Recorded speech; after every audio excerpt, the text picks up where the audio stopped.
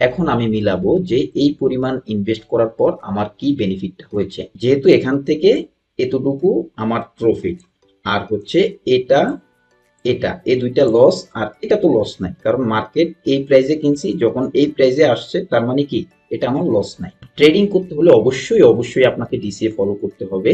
DCA follow না করলে আপনি স্পট ট্রেড থেকে কখনোই একজন প্রফিটেবল ট্রেডার হতে পারবেন না।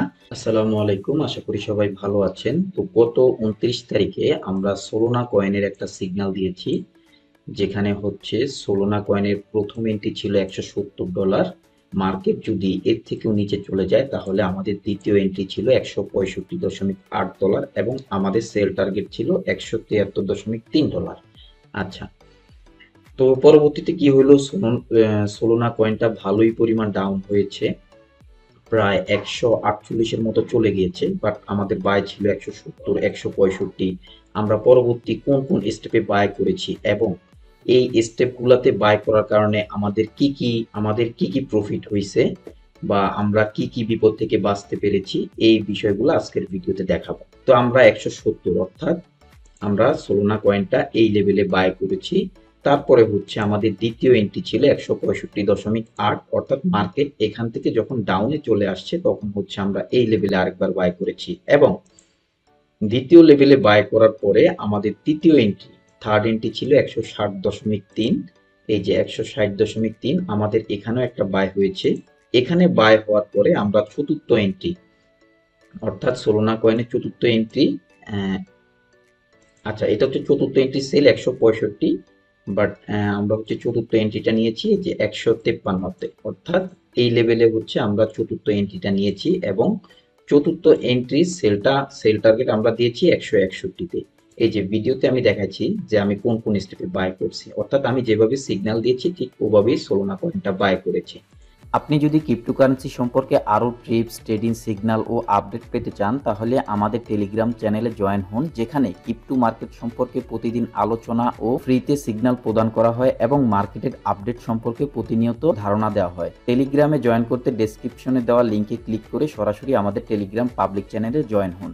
আচ্ছা, তো ভিডিওতে এই যে আমাদের পিন করা যে মেসেজটা দেখতে পাচ্ছেন, এই ভিডিওতে আমি কিভাবে হচ্ছে আপনার ফান্ড থাকলে ওই ফান্ড অনুযায়ী আপনি কিভাবে ডিসিএ করবেন, ওই স্ট্র্যাটেজিটা আমি এই ভিডিওতে A to Z তুলে ধরেছি। তো এই ভিডিও অনুযায়ী আমাদের মানি ম্যানেজমেন্ট স্টেপ ছিল এরকম, অর্থাৎ আমার ফান্ড যদি $600 থাকে তাহলে আমি কত পার্সেন্ট ডাউনে কত ডলার ইনভেস্ট করব, A to Z আমি এরকম একটা ভিডিও ওই ভিডিওতে মেক করে দিয়েছি। ওই ভিডিও জাস্ট এটা পরবর্তীতে ছবি তুলে রেখেছি। এখন আমি মিলাবো যে এই পরিমাণ ইনভেস্ট করার পর আমার কি বেনিফিটটা হয়েছে। আচ্ছা, তো এখানে হচ্ছে প্রথমে আমরা $40 ইনভেস্ট করলাম, অর্থাৎ মূল ফান্ডে 6.5 $40 ইনভেস্ট করলাম। কোন জায়গায়? এই জায়গায় আমরা $40 ইনভেস্ট করেছি। তারপরে হচ্ছে এখান থেকে 2.5% ডাউনের পর আমরা আবারও $40 ইনভেস্ট করলাম এই লেভেলে, অর্থাৎ আমাদের দুইবার বাই হয়ে গেছে। তো এখান থেকে আবার 3.5% ডাউন হওয়াতে আমরা আবারও $40 ইনভেস্ট করলাম। এটা হচ্ছে আমি $600 অনুযায়ী আপনাদেরকে দেখাচ্ছি। তারপরে হচ্ছে আপনার চতুর্থ স্টেপ, অর্থাৎ এখান থেকেও 6% ডাউনে $70, অর্থাৎ এই লেভেলে হচ্ছে আমাদের ইনভেস্টটা ছিল 70। আচ্ছা, তো প্রথমটার সেল টার্গেট আমরা দিয়েছি 173, মার্কেট ওই জায়গায় যায় নাই, ওখান থেকে নিচে আসছে। আর এটা সেল টার্গেট দিয়েছিলাম আমরা হচ্ছে প্রথম বাই জন্য, অর্থাৎ 170। আর তৃতীয় অর্থাৎ 160.3-এ আমরা যেটা বাই করেছি এটা সেল টার্গেট দিয়েছিলাম 161-তে, বাট মার্কেট কিন্তু দেখেন একটু এক সেকেন্ড, মার্কেট এখান থেকে আপনার 60 পর্যন্ত গেছে, বাট 61টা, সরি এখান থেকে, আচ্ছা এই যে এটা টার্গেট দিয়েছিলাম 166, মেবি আমি একটু দেখাচ্ছি। সো কয়েন, আচ্ছা হ্যাঁ 166 দিয়েছি, বাট মার্কেট 165 পর্যন্ত আসছে, 166 টাচ করে নাই। এটা যদি টাচ করতো তাহলে আমরা মূলধনটা সেভ রেখে এখানে সবগুলা ট্রেড ক্লোজ করে আমরা এখান থেকে সেফলি এক্সিট নিতে পারতাম। তো যাই হোক, এটা টাচ করে নাই, এখান থেকে মার্কেট চলে আসছে নিচে। তো কত নিচে চলে আসছে, পরবর্তীতে আমাদের টার্গেট 153 এটা হিট করেছে, এবং এই 153 যখন হিট করেছে তখন এটার আমরা সেল টার্গেট দিয়েছিলাম, এই যে চতুর্থ এন্ট্রি সেল টার্গেট দিয়েছিলাম 161, অর্থাৎ 161তে, অর্থাৎ এই লেভেলে হচ্ছে আমাদের এটা সেল হয়ে গেছে, এই লেভেলে আমাদের এটা সেল হয়ে গেছে। দেখেন এখন এই যে প্রথম, যেহেতু এখান থেকে এতটুকু আমার প্রফিট, আর হচ্ছে এটা এটা এই দুইটা লস, আর এটা তো লস নাই, কারণ মার্কেট এই প্রাইসে কিনছি, যখন এই প্রাইসে আসছে তার মানে কি এটা আমার লস নাই, এই দুইটা লস এবং এটা প্রফিট।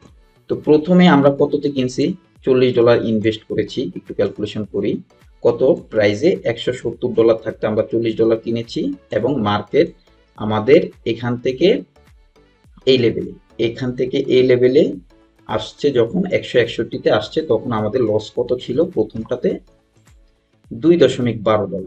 আচ্ছা, দ্বিতীয় এন্ট্রি অর্থাৎ 165.8, 165.8, আর যখন 161তে আসছিল তখন আমাদের লস ছিল $1.16, অর্থাৎ প্রথমটা 2.12, পরেরটা 1.16, টোটাল $3.28 লস।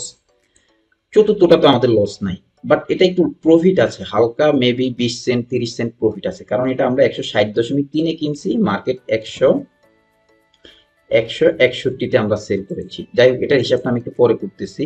আর এখানে যেটা 153 কিনেছি, এখানে কিন্তু আমাদের ইনভেস্ট ছিল $70। তো আমরা এখান থেকে যখন বাই করেছি, মার্কেট যখন 161তে চলে গিয়েছে, অর্থাৎ 153তে বাই করেছি, কত ডলার ইনভেস্ট করেছি, 70। তার মানে লাস্ট ট্রেডে আমাদের প্রফিট ছিল $3.66। আমি একটু ক্যালকুলেশন করতেছি।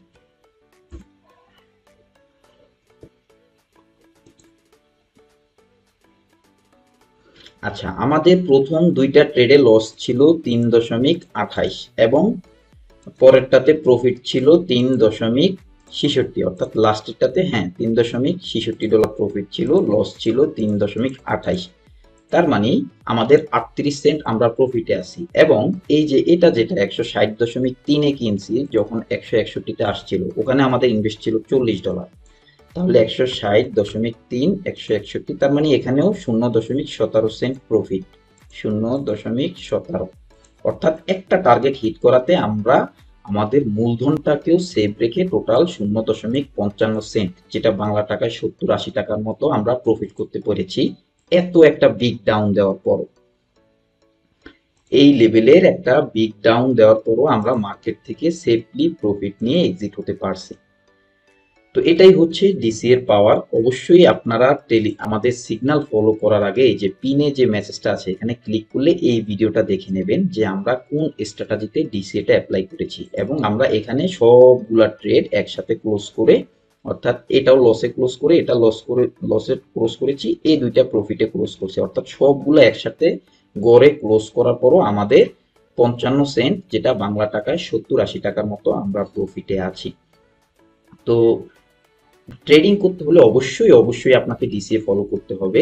ডিসিএ ফলো না করলে আপনি স্পট ট্রেড থেকে কখনোই একজন প্রফিটেবল ট্রেডার হতে পারবেন না, কারণ আপনি প্রেডিকশন করছেন, মার্কেট হয়তো আপনার প্রেডিকশনের বিপরীত চলে যেতে পারে, তার মানে ওখানে নিচে চলে গেলে ইনভেস্ট করবেন না, এটা হচ্ছে একটা বোকামি। আমরা যদি প্রথম অবস্থায় এখানে ইনভেস্ট করে বসে থাকতাম, মার্কেট কিন্তু দেখেন আজকে প্রায় কত, এটা 29 তারিখ, আজকে হচ্ছে 4 তারিখ, এখন পর্যন্ত মার্কেট আমাদের প্রথম টার্গেটে চলে আসে নাই, কিন্তু আমরা মার্কেটে কোন সুযোগটা ব্যবহার করেছি, যখন এই মার্কেট ডাউন হচ্ছে তখনই আমরা ধাপে ধাপে ধাপে বাই করার কারণে আমাদের জাস্ট একটা টার্গেট হিট হয়েছে, আমরা ওই টার্গেটেই প্রফিট নিয়ে মার্কেট থেকে এক্সিট হতে পেরেছি।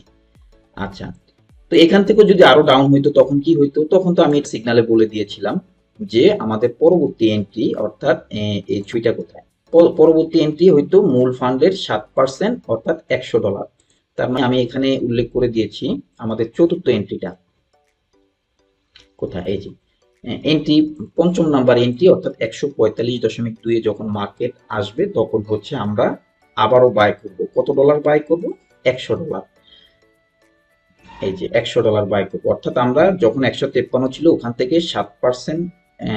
7% বিয়োগ দিয়েছি, তখন আমাদের এই সংখ্যাটা আসছে, অর্থাৎ সোলনা কয়েন 145-এ আসলে আমরা ওই পঞ্চম এন্ট্রিতে $100 ইনভেস্ট করব। এর থেকে নিচে নামলে আমরা 9% নিচে নামার পরে $130 ইনভেস্ট করতাম, তার চেয়ে 10-15% স্ট্রং একটা সাপোর্ট জোন ধরে আমরা $180 ইনভেস্ট করতাম। এভাবে হচ্ছে আমরা কন্টিনিউ ডিসিএটা ফলো করতাম। তো আশা করি এই ভিডিওর মাধ্যমে বুঝতে পেরেছেন কিভাবে ডিসিএ ফলো করে আমরা মার্কেট ডাউন থাকা অবস্থাও প্রফিট করতে পারি। সবাই এই ভিডিওটা অবশ্যই দেখে নেবেন, তা না হলে আপনারা এই স্পট ট্রেডিং করে প্রফিটেবল হতে পারবেন না। আর ট্রেডিং নিয়ে যদি কারো কোনো সমস্যা বা কোনো জায়গায় যদি প্রবলেম মনে হচ্ছে, কোনো জায়গায় বুঝতেছেন না, জানতে মনে হচ্ছে, অবশ্যই আমাকে পার্সোনাল টেলিগ্রাম চ্যানেলে নক দেবেন। তো কোনো সমস্যা হলে জানাবেন। ভালো থাকবেন সবাই। আসসালামু আলাইকুম।